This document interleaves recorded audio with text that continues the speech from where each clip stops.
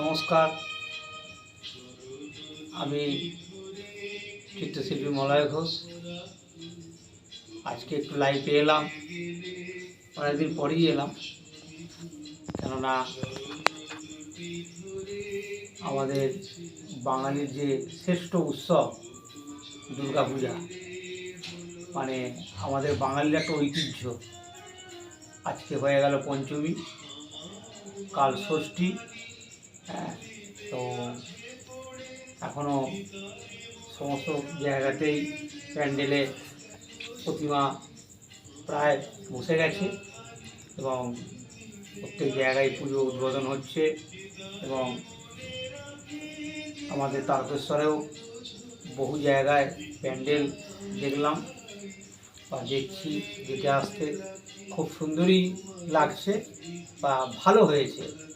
এবং যে থিমের একটা ব্যাপার, বেশ কিছুদিন ধরে দেখছি আমি যে তারকেশ্বরে একটা থিম পুজোর একটা ব্যাপার এসে গেছে।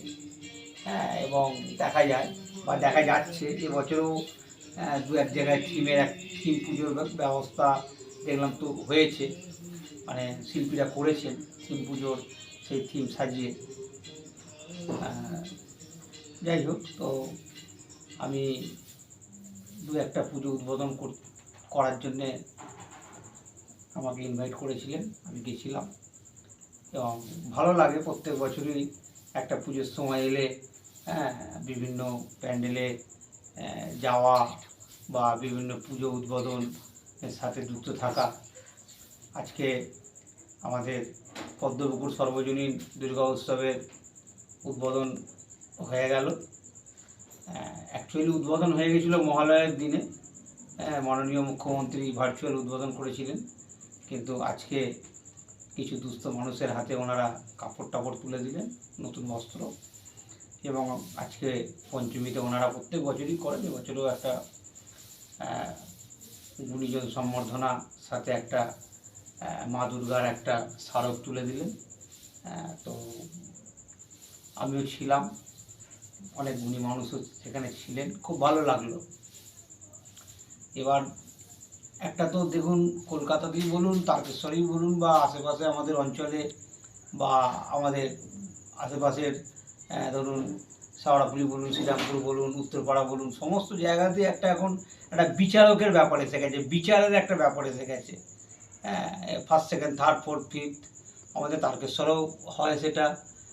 বিভিন্ন মিডিয়া চ্যানেল থেকেও করেন, বা আমাদের তারকেশ্বর পৌরসভা থেকেও করেন, বা ল্যান্স ক্লাবও করছেন।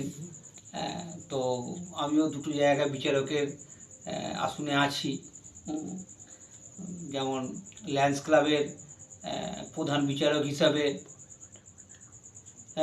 বিচারক হিসাবে ওরা আমাকে নির্বাচন করেছেন এবং ল্যান্স ক্লাবেও আমি থাকব। এটা এই ল্যান্স ক্লাবের যে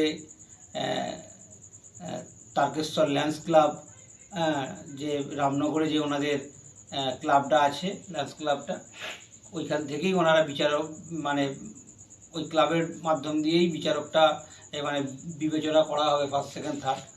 তো প্রতিমা, প্যান্ডেল এরকম ধরনের সব থাকে থিম এর উপরে।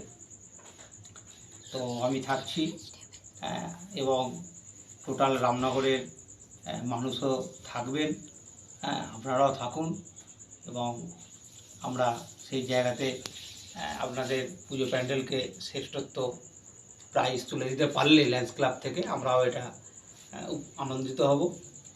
এবং আমি দীর্ঘ 2 বছর ল্যান্স ক্লাবের সাথে আছি, আগের বছরও করেছি, এবছরও ওনারা আমাকে ইনভাইট করেছেন।